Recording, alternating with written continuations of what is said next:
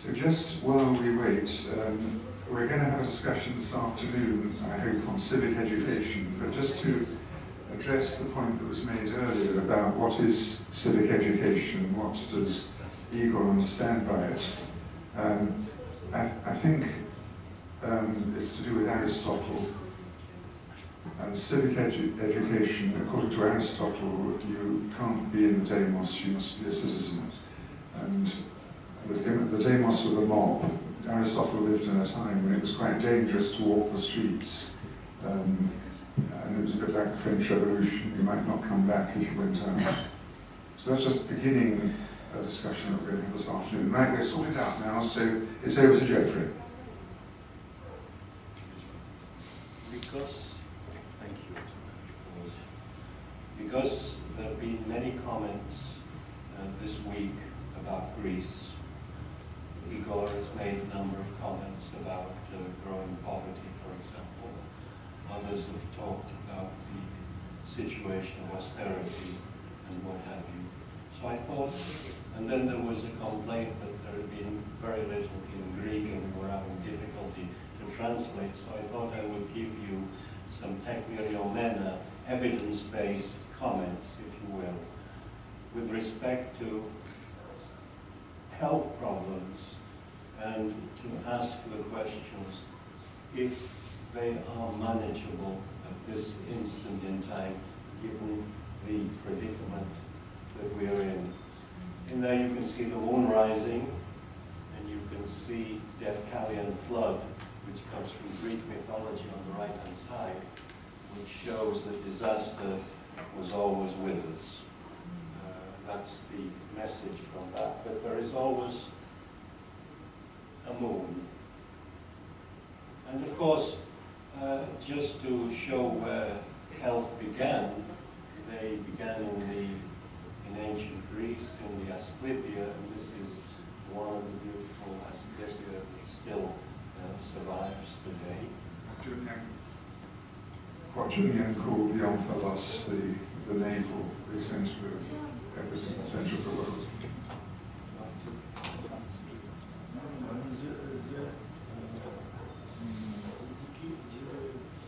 Scroll.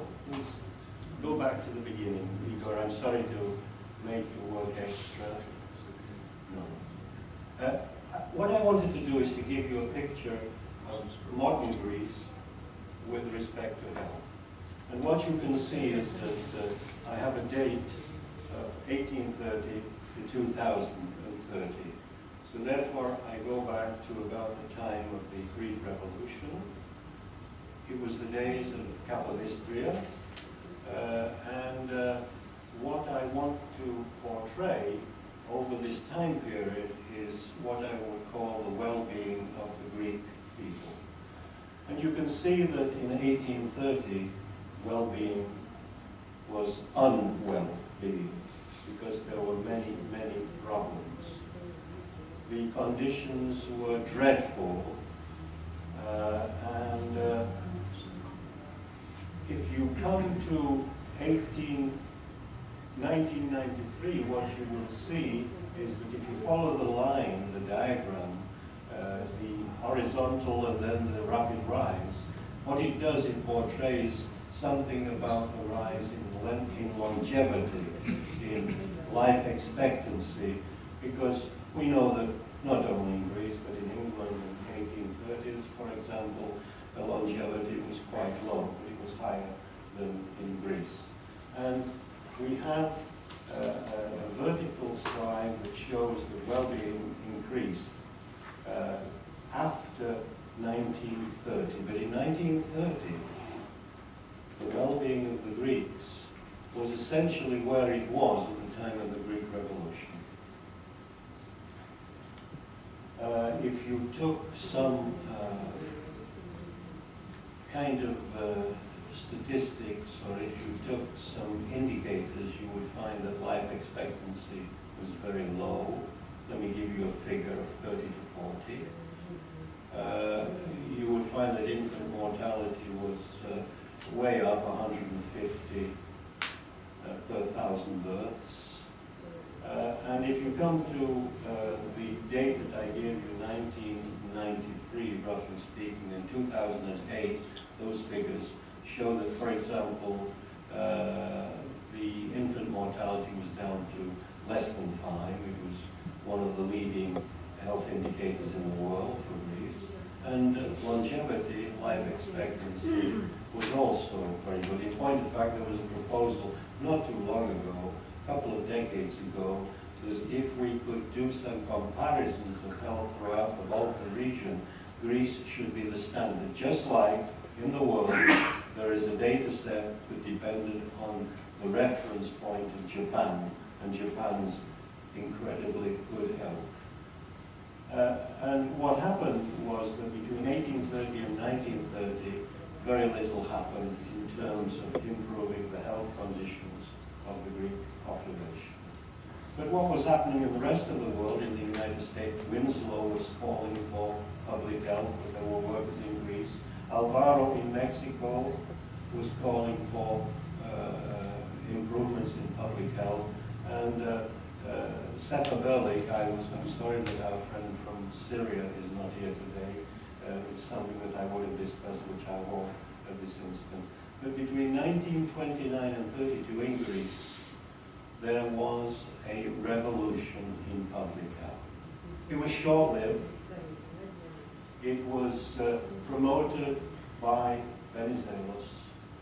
And from that point on until the 1970s, roughly speaking, life expectancy increased by 20 years.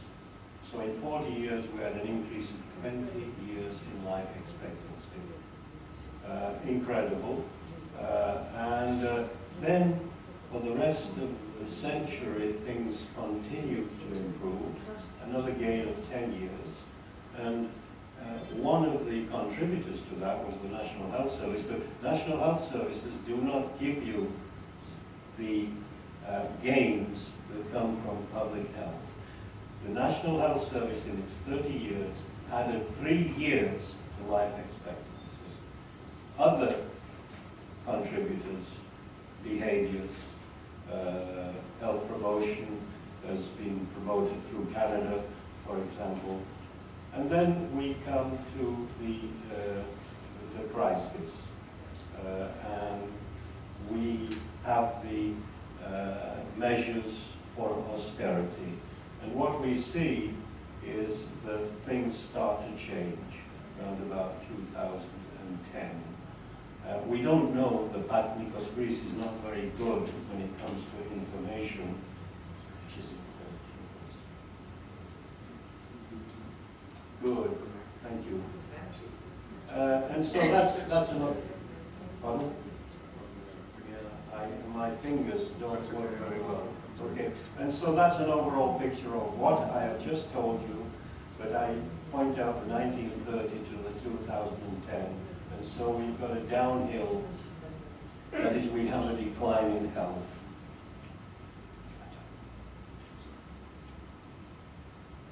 Another way of putting it is to show life expectancy and infant mortality from 35 to 45, going up to approximately 80, and then infant mortality from 150 going down to about 4.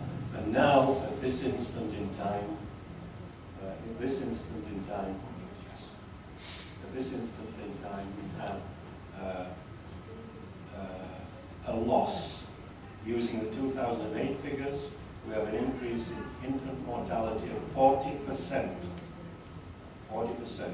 We can't be sure of the figure, but if you talk to any expert doing a Delphi approach, because we don't always have the data or we don't have the knowledge, but there are some people who are much more intuitive and have experience, and based upon their experience, we can have that.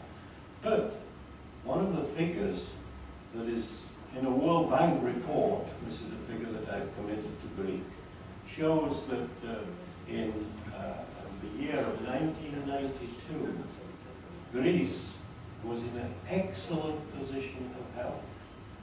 It spent less and it got more.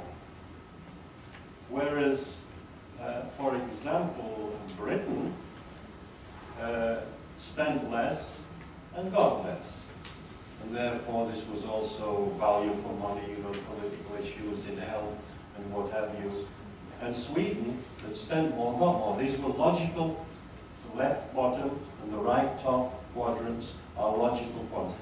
The United States spent much, much more and got less. Much, much less. So these are interesting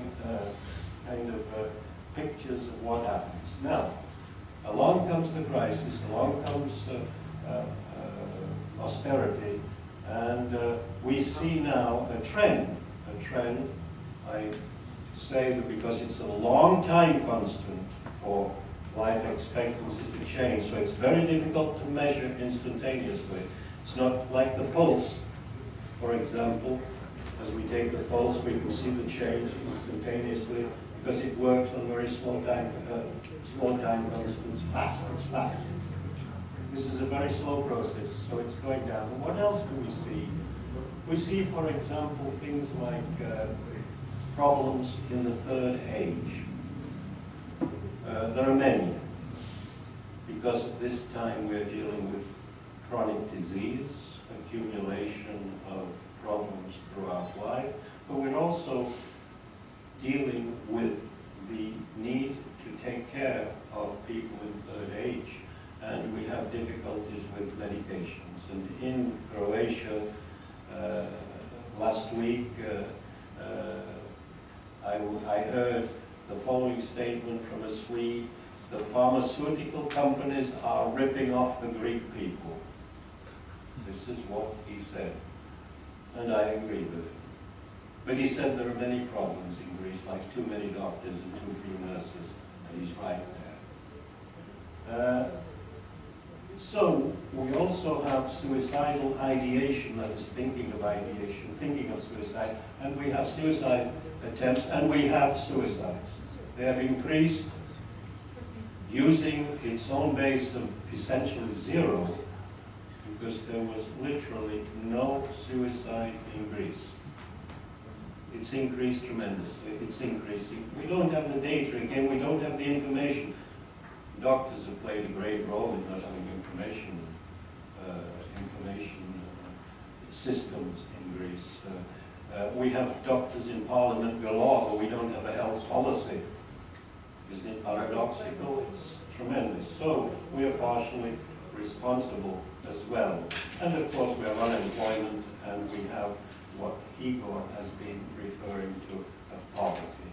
We see that the infant mortality is now increasing, and you can see on the bottom dotted lines at the bottom.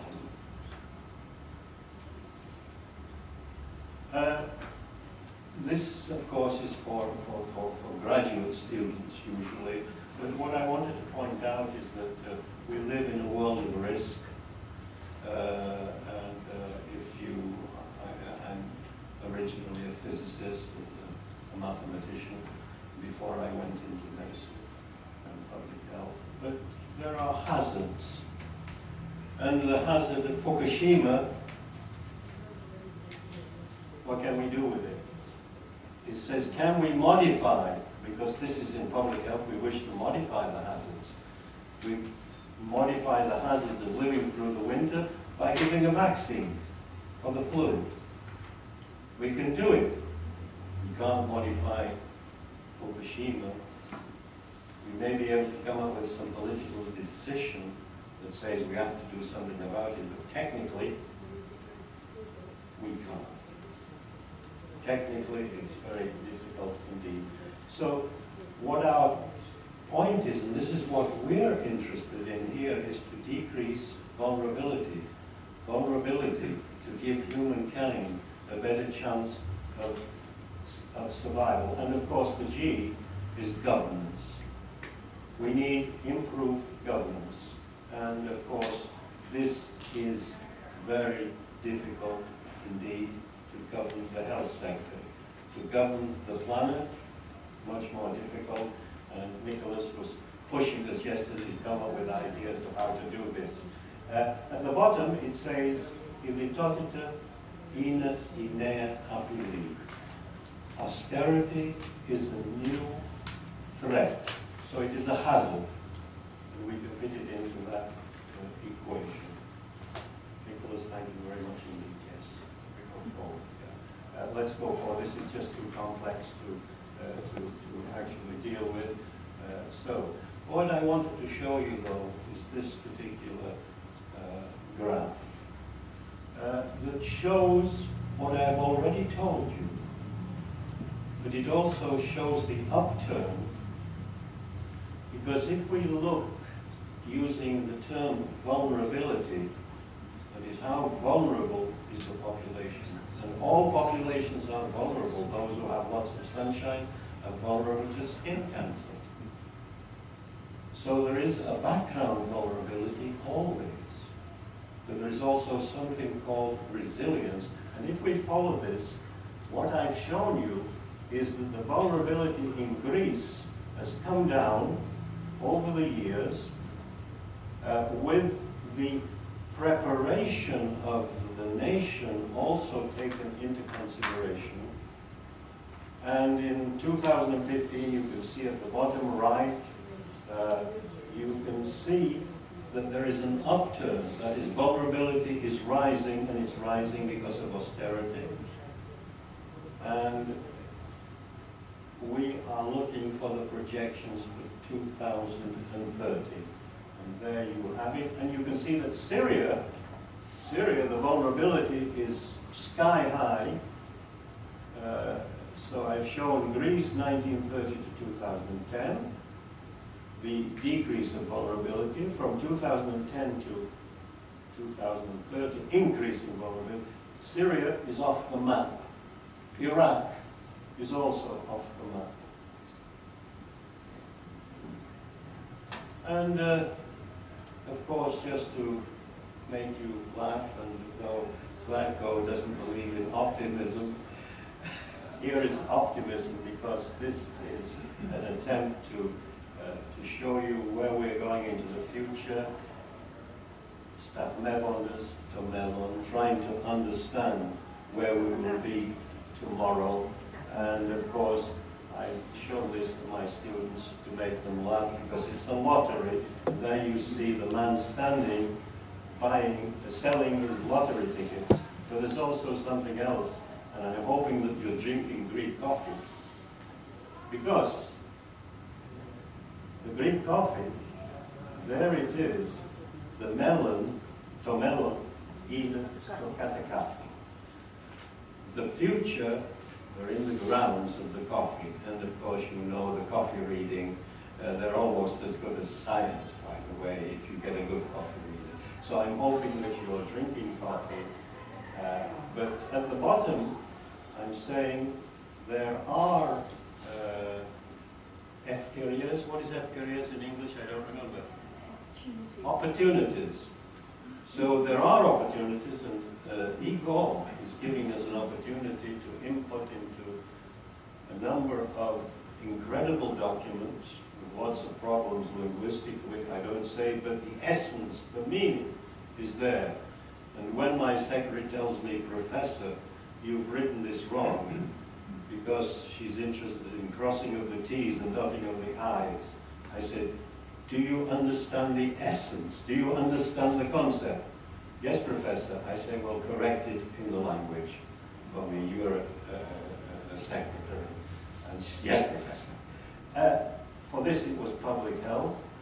But what we are saying is that there is a great opportunity if we can get governance,